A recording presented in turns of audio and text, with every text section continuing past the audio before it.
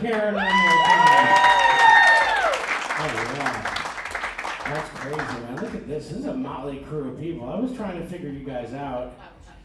Who here is from Pottstown? Woo! Yeah, there it is.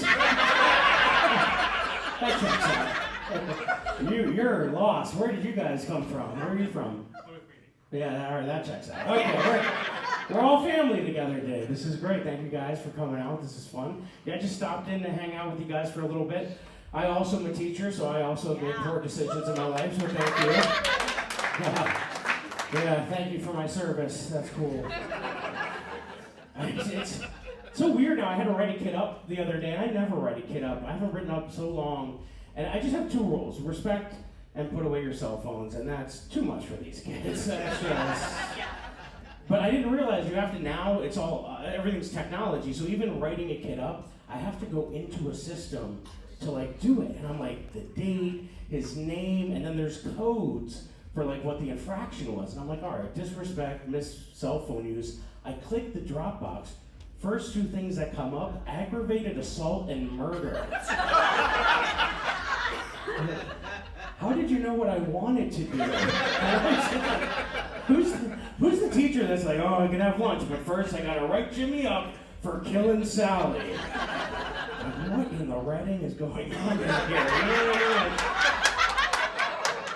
It might happen in Pottstown. Definitely wouldn't happen in Plymouth Meeting. That's not a Plymouth Meeting problem. I don't know. No, this is great. No, I'm excited to be here. This is a lot of fun. Where are my parents at? We have any parents? Make some noise. Okay. This poor guy's raising his hand. How old is your kid? 10 to 12. Like it's a range? It's like, when's Comcast coming? 8 to 12. No, that's cool. That's good. No, where am I not? Make some noise if you're not a parent. There's the joy in the room.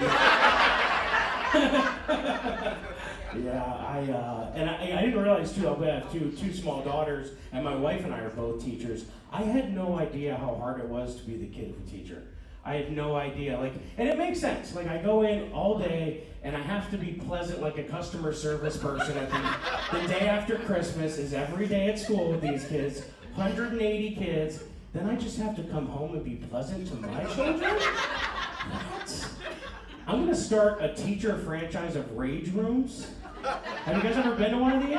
I'm gonna have a teacher-themed rage room, and it's gonna have a copier with a bat that I can hit.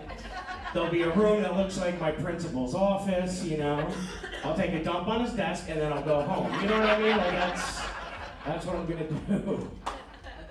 But I just feel I have no emotional currency left when my daughters start their nonsense when they get off the bus. And they're like, Daddy, I can't find my shoes.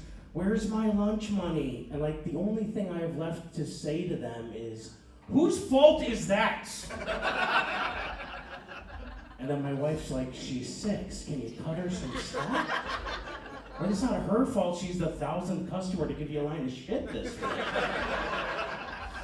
I hate the lies. She got off the bus the other day. She's like, Daddy, we can't do my homework. The dog ate my homework. So we don't have a dog. We've never had a dog.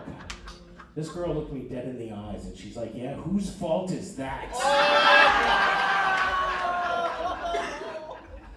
So now we have a dog. Its name is Summer. Her name is Summer. And yeah, it seems like adorable for 2 teachers. We didn't name it. It came that way.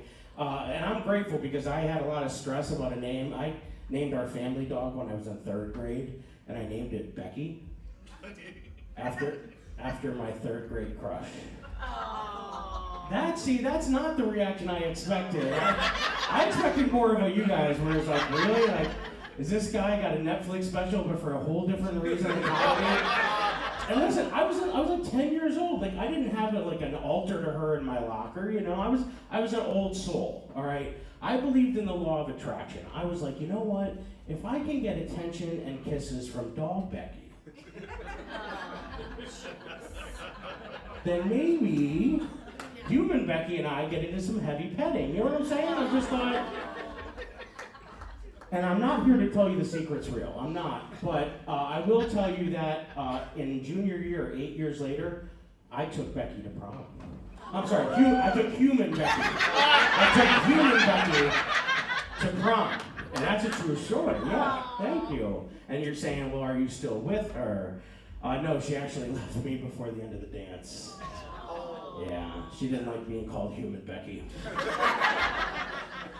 She actually, it was disappointing because I treated, dog Becky so well that I thought those skills were transferable. Like I got a limo, right? I stocked it with all her favorite treats, Like I put the window down in case she wanted to put her head out, It was hot, it might have been in heat, But she left me for Eddie, and I'm like, the dog from Frasier? You know what I'm saying? Like, I know, it was another kid in my class. Well, they went to a party that night, and he knocked her up. They have a 23-year-old son right now. Right? She wasn't heat. You know what I'm saying? Like, I was like, did I dodge that distempered shot or what? You know what I'm saying? Like, that is insane. My wife and I, we are also special needs parents. We have a daughter who's on the spectrum. She's autistic, but she's on the badass end of the spectrum. Are you aware of this clinical term? I didn't really know much about autism. I felt like I had to get a degree in it when I had her, because they're using crazy terms. Have you heard high-functioning autism? Have you guys heard this? That to me sounds like a feature on an AC unit, not a description for a human. Like, what does that even mean? You know what I mean? And I found out what it means. It just means that my daughter is always going to be smarter than me. That's just what it means. I mean, she's like a Google image search. Her brain is like a giant Google image search. And I talk in metaphors and analogies like a broken fortune cookie. It's like we butt heads. She came in the other day. She's like, Daddy, what can I have for a snack? I'm like, whatever floats your boat, sweetheart. She's like, Archimedes' principle is not a snack.